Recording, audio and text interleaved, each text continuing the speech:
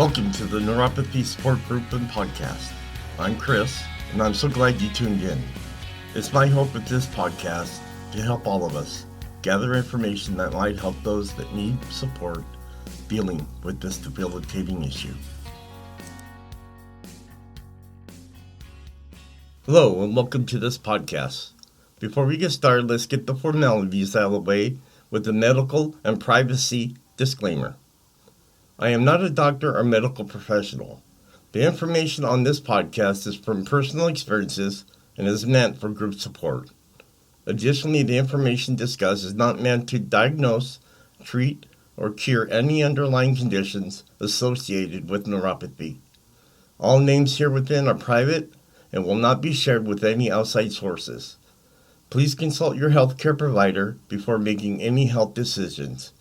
If you have medical concerns or an immediate emergency, please contact your doctor or dial 911. Well, hello, my friends and my listeners, and I'd like to thank those that have just joined the group. Thank you for coming along with the ride. I'd like to say I hope everyone had a great Halloween last night. I did. I used to live out towards the country. I was right on the border of the city country. Never really had anybody come by, but I bought a bunch of candy, like I usually do, and I shouldn't have, but that just means more leftovers for me. But, I actually had 10 kids come over, which was great because I haven't had any kids to pass out any candy to. And, to this day, I can't believe the thankfulness that these individual kids have and that they still know those things that they should say, like thank you, and like we have grown up to say trick or treat. So I'm so grateful for that. I'm so grateful for the kids that came by, and I was able to enjoy somewhat of a Halloween. But today's subject is of importance to me, and I thought maybe it might help you because I don't know if you deal with I do with the shaking legs during the night. I know it happens, and I will give you the reasons and let you know why I know this happens. But specifically, what we're going to be talking about are leg tremors at night, and what that means, and some ways that you might be able to reduce those things from happening to you at night. I know they happen to me, and this is why. Because when I wake up in the morning, I notice that my socks are on backwards, or meaning they're twisted around. I notice that my bed has shifted. Usually I have it up against the wall, and then I notice that I have to keep pushing it up against the wall. So I know it happens, and I know the days that it does happen is the days that I have a lot of pain that day. So that's what we're going to be talking about today. And I know my doctor kind of talked about it too, and he was putting it on. The reason why it was happening to me was because of the medication I take. So that might be one of the reasons. But let's go ahead and get into this subject. And hopefully it's a subject that you deal with. Not saying hopefully. I don't want them to sound bad, but it's just something that you never knew what was taking place. So if you think about it, they kind of describe it as RLS, which is restless leg syndrome, which I do have at night. But here we go, and this is what it's all about. When it comes to leg shaking, or what they like to say is tremors, it's an uncontrollable shaking in your legs is called a tremor. Shaking isn't always a cause of worry or for worry. Sometimes it's simply a temporary response to something that's stressing you out, or there could be no obvious cause. When a condition is causing shaking, you usually have other symptoms, and here's what you need to watch out for so you can talk to your doctor about.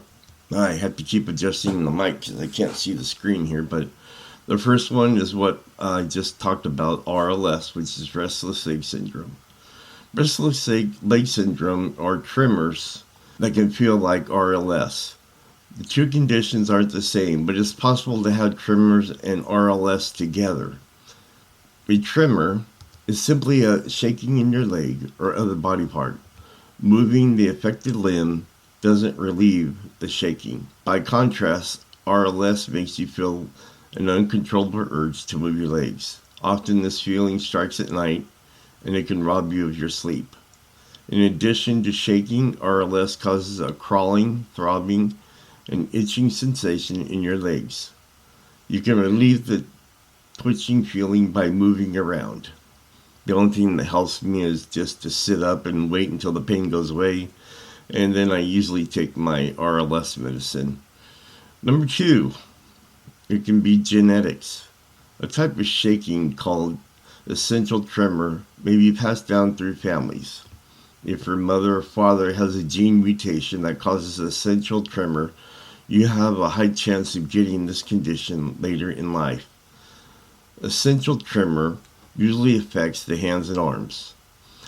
Less often, the legs can shake too. Scientists haven't yet discovered which genes cause essential tremors. They believe a combination of a few genetic mutations and environmental exposures may increase your risk of developing this condition. Alright, number 3 is concentration. Some people subconsciously bounce their leg or foot while focusing on a task, and it also maybe actually serve a useful purpose. Research in children with attention deficit hyperactivity disorder, or ADHD, suggests that repetitive movements improve concentration and attention.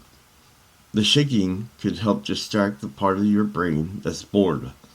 With that part of your brain occupied, the rest of your brain can focus on the task at hand. Number 4 is going to be boredom.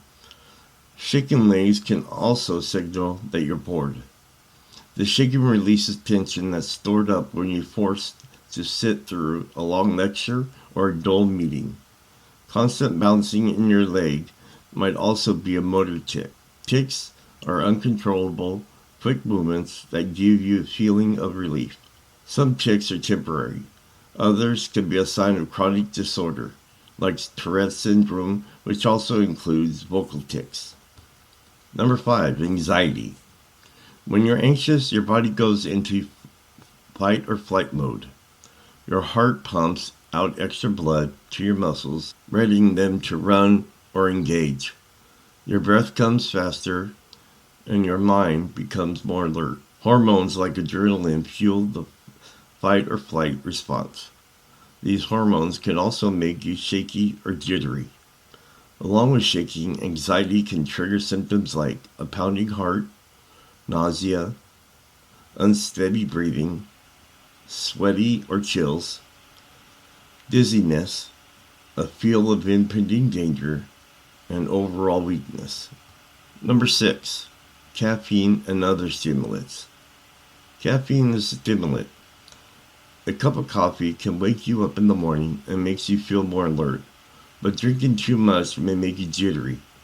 The recommended amount of caffeine is 400 milligrams per day. This is equivalent to 3 or 4 cups of coffee. Stimulant drugs, called antihistamines, stimulant drugs also cause shaking as a side effect. Some stimulants treat ADHD and narcolepsy. Others are sold illegally and used recreationally. Other symptoms of caffeine or stimulant overload includes a fast heartbeat, insomnia, restlessness, dizziness, and sweating. Number 7 is alcohol. Drinking alcohol alters levels of dopamine and other chemicals in your brain. Over time, your brain becomes accustomed to these changes and more tolerant to alcohol's effects. That's why people who drink heavily must drink increasingly larger amounts of alcohol to produce the same effects. When someone who drinks heavily suddenly stops using alcohol, they may develop withdrawal symptoms. Tremors are one symptom of withdrawals. Other symptoms of alcohol withdrawal is nausea, vomiting, anxiety, headache, a fast heartbeat, confusion, insomnia, nightmares, hallucinations, and seizures.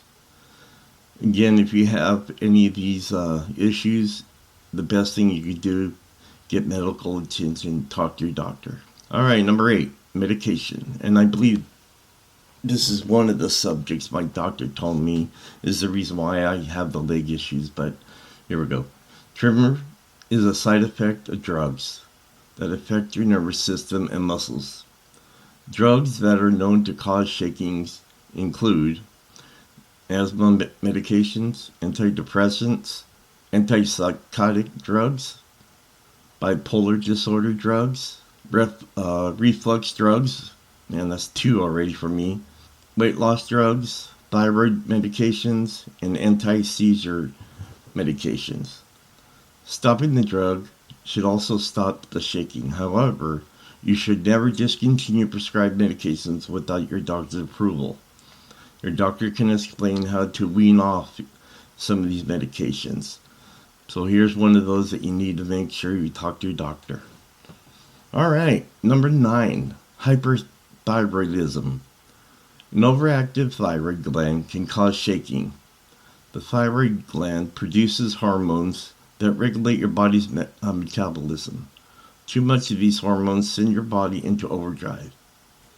Other symptoms include a fast heartbeat, increased appetite, anxiety, weight loss, sensitivity to heat, changes in your menstrual periods, and insomnia. Number 10, ADHD. ADHD is a brain disorder that makes it hard to sit still and pay attention. People with this condition have one or more of these 3 symptoms: trouble paying attention, acting without thinking, and overactivity. Shaking is a symptom of hyperactivity. People who are hyperactive may also have trouble sitting still or waiting their turn, run around a lot, and talk constantly. Number 11 is going to be Parkinson's disease. Parkinson's is a brain disease that affects movement. It's caused by damage to the nerve cells that produce the chemical dopamine. Dopamine normally keeps movement smooth and coordinated.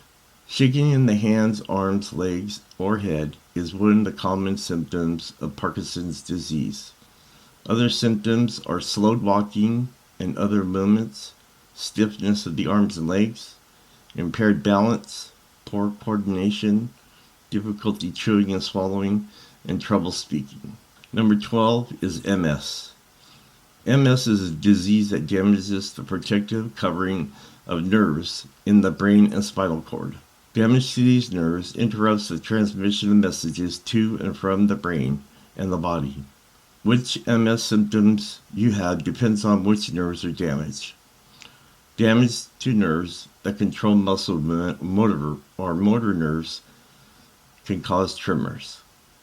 Other symptoms may include numbness or weakness on one side of the body, double vision, vision loss, tingling or electric shock sensations, fatigue, dizziness, slurred speech, and bladder or bowel problems. Before I move on, you see all these things that may happen and could cause issues, and a lot of those happen when you have neuropathy. So, it's hard to determine what you actually have when you've got people saying that you're going to be fatigued or dizzy, or, you're already dizzy by all the medications you're taking. So, it's hard to narrow it down to any one thing. The only way you can do that is have your doctor send you to specialists to see if they find anything wrong. But let's continue on. I did enough ranting there. Number 13, nerve damage. Damage to the nerves that control muscle movement can make you shake. A number of conditions cause nerve damage, and this is for us with peripheral neuropathy, including diabetes, and that's my issue, MS, tumors, and injuries. Other symptoms of nerve damage can be pain, numbness, a pins and needles or tingling sensation, and burning. So now let's go ahead and talk about the types of tremors that are classified here by doctors, by their cause and how they affect people. So essential tremors, this is one of those most common types of movement disorders. The trembling typically affects the arms and hands, but any part of the body can shake. The next type of tremor is Diagnostic. This tremor affects people with dystonia, a condition in which faulty messages from the brain cause the muscles to overreact. Symptoms range from shaking to unusual postures. The next one is cerebellar tremors. These tremors involve slow movements on one side of the body. The shaking starts after you initiate a movement, like going to shake hands with someone. These tremors are caused by stroke, tumor, or other conditions that damage the cerebellum. The next type of tremor is a psychogenetic. This type of tremor starts suddenly, often during stressful periods. It usually involves the arms and legs, but it can affect any part of the body. The next type of tremor is going to be psychologic. Everyone shakes a little bit when they move or stay in one pose for a while. These movements are perfectly normal and are usually too small to notice. The next one is Parkinsonian tremors. A tremor is a symptom of Parkinson's disease. The shaking starts while you're at rest, and it may also affect one side of your body. And finally, the last one is orthostatic tremors. People with orthostatic tremors experience a very fast shaking in their legs when they stand up. Sitting down relieves the tremor. So let's jump in here quickly and talk about the treatment options.